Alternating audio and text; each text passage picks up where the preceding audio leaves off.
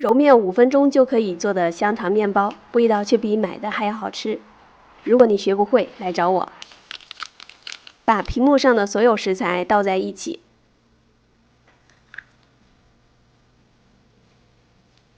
搅拌成面絮，然后加15克油，揉成比较光滑的面团，大概揉5分钟左右就可以了。密封起来，发酵1个小时左右，体积变为原来2倍大。直接按压排气，切成8份。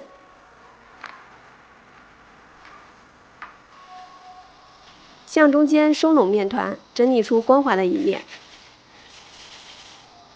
然后再按扁一点，放在烤盘中发酵半个小时左右。在发酵好的面团中间压一根香肠，